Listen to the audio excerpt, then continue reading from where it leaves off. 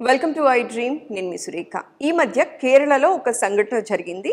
ఈ ఇన్సిడెంట్ తర్వాత చాలామంది బాధపడ్డారు. ఆ సంఘటన ఏంటి అంటే, ఒక చిన్నారి ఈతకు వెళ్ళింది. కొద్ది రోజుల తర్వాత ఆ అమ్మాయికి హెల్త్ ఇష్యూ వస్తే అసలు ఏమైంది అని చెప్పి డాక్టర్స్ని కలిసే లోపే ఆ చిన్నారి ప్రాణం పోయింది అంటున్నారు. బ్రెయిన్ ఈటింగ్ అమీబాతో బాధపడిందట. అంటే ముక్కు ద్వారా ఒక బ్యాక్టీరియా వెళ్ళి బ్రెయిన్ని డ్యామేజ్ చేసింది అంటున్నారు. అసలు ఈ బ్రెయిన్ ఈటింగ్ అమీబా అంటే ఏంటి, అసలు ఎందుకు ప్రాణం తీసే అంత పెద్ద డిసీజా ఇది అనే విషయం ఇవాళ డీటెయిల్గా తెలుసుకుందాం. ఈరోజు మనతో పాటు ఉన్నారు ప్రముఖ న్యూరో సర్జన్ డాక్టర్ రంగనాథం గారు. వారితో మాట్లాడదాం. నమస్కారం అండి. సరే, కేరళలో జరిగిన ఇన్సిడెంట్ మనసుని కలిచివేసింది సార్. చిన్నారి ప్రాణం పోయే అంత పెద్ద డిసీజా సార్ బ్రెయిన్ ఈటింగ్ అమీబా? అసలు వినటమే మొదటిసారి సార్. అది ఆర్టికల్ చదివినప్పుడే నేనైతే ఫస్ట్ టైం చూశాను సార్ బ్రెయిన్ ఈటింగ్ అమీబా అనే విషయం. అసలు ఏంటి సార్ ఈ డిసీజ్? అదే మాటలోనే ఉంది, బ్రెయిన్ ఈటింగ్ అమీబా అని. అమీబా అంటే ఏమిటి? అది ఇప్పుడు బ్యాక్టీరియా కంటే పెద్దది. ఏదో ఫంగస్ లాగా లేకపోతే వైరస్ కోవిడ్ లాగా ఎలా వచ్చింది కాదు. బ్రెయిన్ తినే అంత ఇది ప్రమాదమైంది. ఒకటి అదృష్టం ఏంటంటే గుడిలో మెల్ల మాదిరి ఇదేదో చాలా ఫ్రీక్వెంట్గా కోవిడ్ లాగా లక్షలు కోట్లు వచ్చేవి కావు. ఇంతవరకు మన దేశంలో దగ్గర ఒక 20 కేసులు నమోదైనాయి గత కొన్ని సంవత్సరాలుగా ఇది ఉంది. ఓకే, ఇది ఎప్పుడో 1990లోనే మొదటి కేసు వచ్చింది కేరళ. ఆ తర్వాత 2000 సంవత్సరంలోన, 2019లోన, 2022లో, లాస్ట్ ఇయర్ 23లో ఒక కేసు వచ్చింది. ఓకే, ఇప్పుడు మళ్ళీ అక్కడ లాస్ట్ ఇయర్ కూడా ఒక కేసు వచ్చింది. ఇది సరే, ఇవన్నీ కేసులు ఎక్కువ శాతం ఇప్పుడు వచ్చిన 20 కేసుల్లో దగ్గర ఒక 8 కేసులు కేరళలో. ఎందుకు సార్ కేరళలో? దానికి ఒక కారణం ఉంది. భౌగోళికంగా కేరళ గురించి మనం ఆలోచిస్తే గాడ్స్ ఓన్ కంట్రీ దాని పేరు. అక్కడ వాటర్ సమృద్ధిగా ఉంటుంది. ఈ వ్యాధి ఏదైతే ఉందో వాటర్ ద్వారా సంక్రమించేటువంటి వ్యాధి. అది కాకుండా ఉత్తర భారతదేశంలో తీసుకుంటే మీరు రోహతక్, హర్యానా, ఇలాగ ఆ ప్రాంతాల్లో కూడా వస్తుంది. ముఖ్యంగా మనం ఈ ప్రాంతంలోని కేరళ గత సంవత్సరం వచ్చినటువంటి నమోదైన కేసు, ఈ సంవత్సరం వచ్చినటువంటి నమోదైన కేసు రెండు కూడా కేరళలోని ఆలపుజా అని ఒక డిస్ట్రిక్ట్ ఉంది. దాని ఒరిజినల్ పేరు కొంతమందికి తెలియకపోతే ఆలప్పి అనేవాళ్ళు. ఆలప్పి కాలక్రమేణా దాని పేరు ఆలపుజగా మార్చింది. అక్కడ కూడా చాలా వాటర్, ప్రతి దగ్గర కేరళలో వాటర్ ఉంటుంది. అదే కాకుండా ఇప్పుడు కేరళలోనే తీసుకుంటే కన్నూరు, త్రిశూరు ఇలాంటి ఊళ్ళలో కూడా ఈ వ్యాధి నమోదైంది. అన్నిటికంటే ప్రమాదకరమైనది ఏమిటంటే 20 కేసులు భారతదేశంలో నమోదైన కేసుల్లో దగ్గర 8 మంది 9 మంది జరిగిపోయారు, అంటే చనిపోయారు. అంటే ఎంత ప్రమాదకరమైందో అని. అమీబా అంటే ఇంత చెప్పినట్టుగా ఏంటంటే వైరస్ కంటే చిన్నది, బ్యాక్టీరియా కంటే చిన్నది, బ్యాక్టీరియా కంటే పెద్దది. అది ఒక్క కణం ఉంటుంది దాని లోపల. అది కాకుండా మిగతావన్నీ ఏది మైటోకాండ్రియా, కణం తాలూకు సముదాయంలో మైటోకాండ్రియా అని, లేకపోతే ఇలాంటివన్నీ చాలా ఉంటాయి. ఈ ప్రోటీన్స్ అవన్నీ ఉంటాయి అందులో. ఇలాంటి దానిని మనం అమీబా అంటాం. అసలు అమీబా అంటే మనిషి అమీబా లాంటి వాడు అంటాం. అంటే రోజుకు ఒక మాట మార్చే వాళ్ళని అమీబాలు అంటారు. అంటే ఈ ముఖ్యంగా ఈ పరాణజీవి ఏదైతే పారాసైటిక్ ఏదైతే ఉందో సూడోపోడియా అని ఉంటాయి. పరిస్థితులను బట్టి లోపలికి ఉండడం, స్థిరంగా అయిపోవడం, పెద్దగా అయిపోవడం ఇలా జరుగుతూ ఉంటుంది. అంటే ఎక్కడ చిన్న చోటు నుంచి కూడా వెళ్ళిపోగలరు. మనం మామూలుగా విన్నట్టు అమీబా ఏంటంటే అమీబా డిసెంట్రీ, కొంతమందికి భోజనంలో ఏదో తేడా రావడం వల్ల, లేకపోతే ఎక్కడ కల్తీ రావడం వల్ల డిసెంట్రీ రావడం జరుగుతుంది, లూజ్ మోషన్స్. ఇంకా కొంతమందిలో లివర్లో ప్రాబ్లం రావచ్చు. అవి కొంచెం కామనే భారతదేశం. మెదడు లోపల రావడం అన్నది మరి చాలా తక్కువ. ప్రాబ్లం అయితే పర్లేదు సార్, తినేసి మనిషి చనిపోతున్నారు అంటే దానికి ఇది తినడం వల్ల కాదు, ఇది బ్రెయిన్లో తినేస్తుంది. బ్రెయిన్ తినటం వల్ల. అది ఈ పర్టికులర్గా ఏదైతే ఉందో బ్రెయిన్ ఈటింగ్ అమీబా అనేది మెదడును తినివేసేటువంటి అమీబా పరాన్నజీవి అని. అసలు ఇది ఒక 10,000 మందిలో ఒక్కరికి వస్తుంది. అంటే మరీ కామన్ ఏం కాదు ఇది. అయితే తక్కువ శాతం, లక్కీగా చాలా తక్కువ.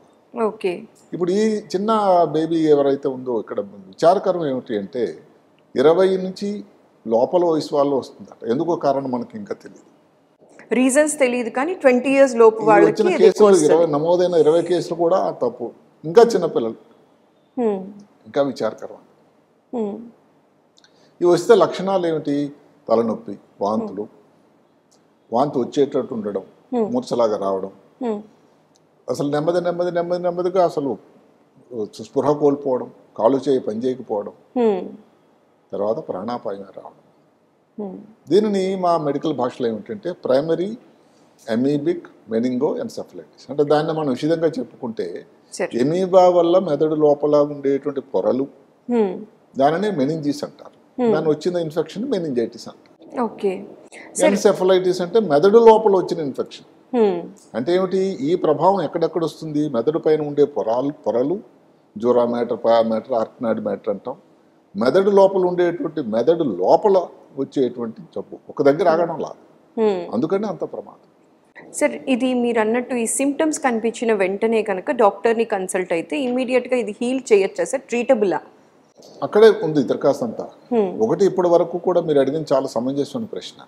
ఇంతవరకు దానికి ట్రీట్మెంట్ ఇది ఇస్తే, ఇప్పుడు టైఫాయిడ్ ఉంది, మలేరియా ఉంది, లేకపోతే ఇంకేదో వ్యాధులు ఉన్నాయి, కొంతవరకు కోవిడ్ ఉంది, టీబీ ఉంది, దానికి మందులు ఇస్తే తగ్గిపోయాయి.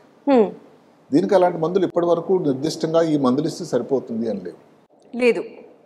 దానికి ఏవో మందులు ఉన్నాయి, ఆంఫోటెర్సిన్ బి అని, అంటే యాంటీ ఫంగల్ ఏమో అని ఒక మందు, అజిత్రోమైసిన్ ఒక యాంటీబయాటిక్, లేకపోతే ఈ స్టెరాయిడ్ అన్నది ఒకటి. ఏంటంటే దీనివల్ల జరుగుతుందా ఏమిటంటే కొంత విషయం ఎందుకు ఇంత ప్రమాదకరమైనది ఆలోచిస్తే, ఈ అమీబా అనేది మెదడు లోపలికి లోపలికి చొచ్చుకుపోయి మెదడు లోపల వాపును తయారు చేస్తుంది. బ్రెయిన్ ఎడిమా అంటాం, బ్రెయిన్ స్వెల్లింగ్, అది చాలా ప్రమాదకరమైంది.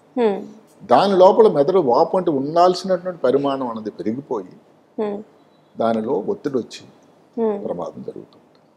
ఈ స్టెరాయిడ్ అన్నది డెక్సామెథజోన్ అన్నది ఈ వాపు తగ్గడానికి ఇచ్చేటువంటి కొన్ని పేషెంట్లు ఎవరికైతే ఇబ్బందులు ఉంటాయో, గాలి తీసుకోవడం ఇబ్బంది ఉంటుందో, వెంటిలేటర్ పెట్టాల్సింది, ఇలాంటి వైద్య పద్ధతులు ఉన్నాయి. కానీ ఇది స్పెసిఫిక్గా అంటే ఇది ఇస్తే తగ్గిపోతుంది అనేటువంటి వైద్య పద్ధతి ఇంతవరకు రాలేదు. సరే, ఇది రాకుండా ఉండాలి అంటే ఈ 20 years లోపల పిల్లలు కానీ ఇలాంటి వాళ్ళు తీసుకోవాల్సిన జాగ్రత్తలు ఏంటి సార్? అంటే ఏ విషయంలో జాగ్రత్త పడితే అట్లీస్ట్ దీని బారిన పడకుండా ఉంటాను సార్? దానికి కారణం మెయిన్గా ఈతే కొట్టడం వల్ల. కానీ ఎక్కడైతే ఎక్కడ చిన్న కొలంలో ఈదారు, లేకపోతే నదిలో ఈదారు, అక్కడ పుష్కలంగా ఉన్నాయి కేరళ. అందులో ఈ దీంతో కలుషితమై అమీబాతులు ఉన్నాయనుకోండి, అది ముక్కు ద్వారా ప్రవేశించి మెదడు లోపలికి వెళ్తుంది. ఓకే. ముక్కుకి బ్రెయిన్ కి మైళ్ళ దూరం లేదు. బ్రెయిన్ ఇది ముక్కు తాలూకా జంక్షన్ ఇది. అందులో చిన్న పల్చటి బోన్ ఉంటుంది, క్రిబ్రిఫారం ప్లేట్. ఆ క్రిబ్రిఫారం ప్లేట్ ని ఛేదించిందో చిన్నపిల్లలది సన్నంగా కూడా ఉంటుంది, పల్చగా ఉంటుంది. అంటే మెదడు లోపలికి డైరెక్ట్ ఎంట్రీ కదా. ఇప్పుడు కోవిడ్ నాడు మనం ఏం మాట్లాడుకున్నాం అంటే ముందు గొంతుకు లోపల టెస్ట్ వేయాలి, తర్వాత ఇక్కడికి ఊపిరితిత్తులు దీనిలోకి, తర్వాత బ్రెయిన్లోకి అని అనేవాళ్ళం. ఇప్పుడు దీనికి డైరెక్ట్ ఎంట్రీ, దానివల్ల ప్రమాదం. ఓకే.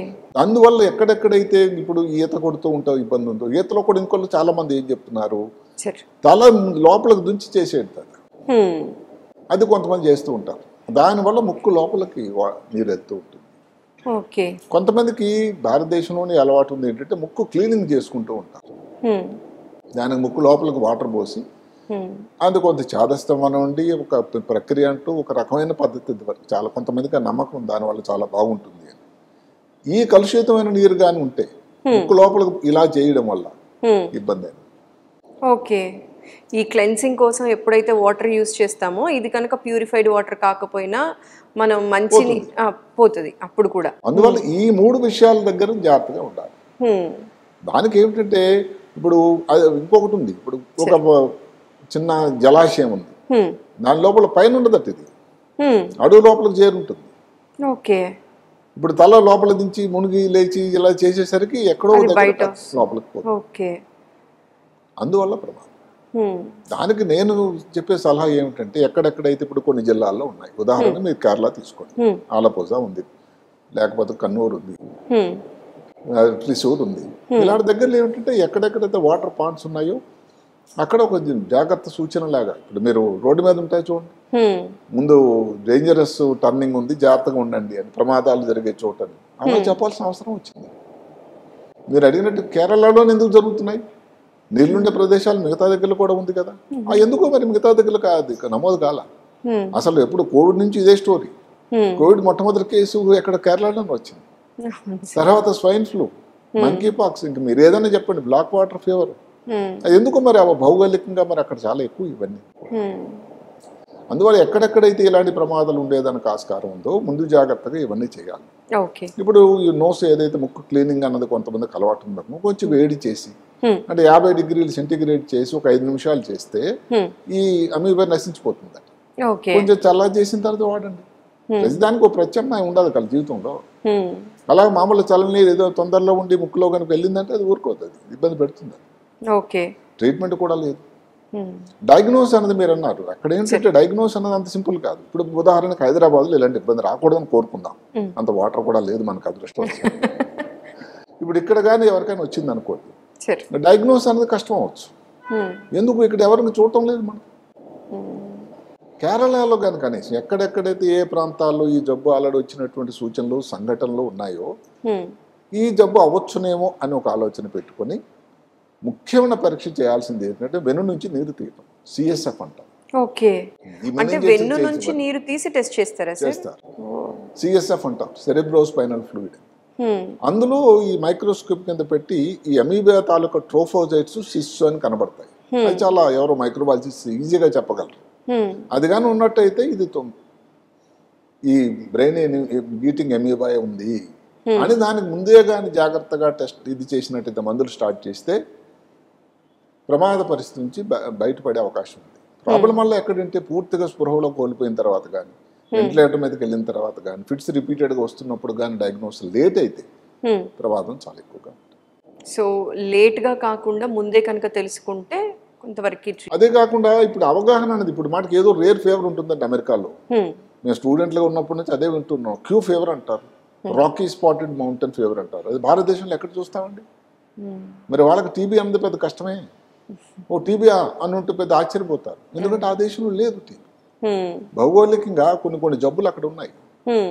ఇంతకుముందు మన దగ్గర ఛానల్లో ఉన్న సిస్టిక్ సర్కోసిస్ వ్యాధి గురించి చేసాం. అది ఎక్కడో బ్రెజిల్ అలాంటిది భూమధ్య రేఖ దగ్గరకు ఉండే ప్రాంతాల్లో ఉంది. అమెరికా వాడు ఎప్పుడు చూస్తాడు. కాబట్టి అక్కడ డయాగ్నోస్ అనేది వాళ్ళకి కష్టం అవుతుంది. కొన్ని సంఘటనలు మిస్ అయిపోయిన కూడా సన్నివేశాలు కూడా ఉన్నాయి. అందువల్ల ఎక్కడెక్కడైతే ఇలాంటి ప్రాబ్లమ్స్ ఉండేటప్పుడు ఇది అవునా అని ఒక సస్పెషన్ రావడం అయితే చాలా అవసరం.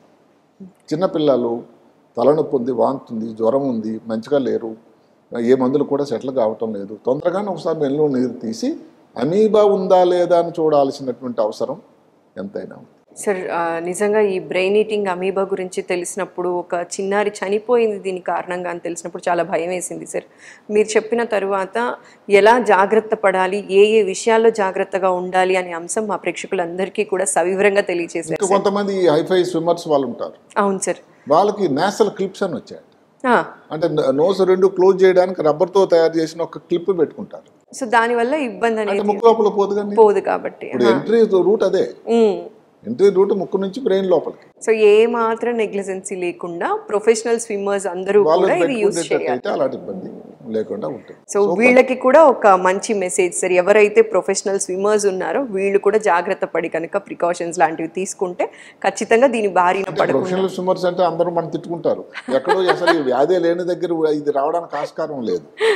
అయితే ఒక అలా పర్టికులర్గా ఈ ప్రొఫెషనల్ స్విమ్మర్స్ ఎక్కడ ఒలింపిక్స్ ఆడేవాళ్ళు జాగ్రత్త పడాల్సిన వాళ్ళు అలాంటి కార్యక్రమ తాలూకు సారాంశం ఏంటంటే 20 లోపల సంవత్సరం వాళ్ళు కేరళ ప్రాంతంలో ఉండేవాళ్ళు అక్కడ ఉండేటువంటి ఈ వాటర్ సరస్సుల్లో నదుల్లో స్నానం చేసేవాళ్ళు. కేరళకి మనం కూడా టూరిజం ప్లేస్ కాబట్టి ఫ్రీక్వెంట్ గా కాబట్టి అప్పుడు జాగ్రత్త ఎవరైనా వెళ్ళేవాళ్ళు అక్కడ కానీ స్నానం చేయాలని ఉద్యుక్తులైతే ఒక నేసల్ క్లిప్ కొనుక్కొని వెళ్ళడం కూడా సమంజసమని నా ఆలోచన.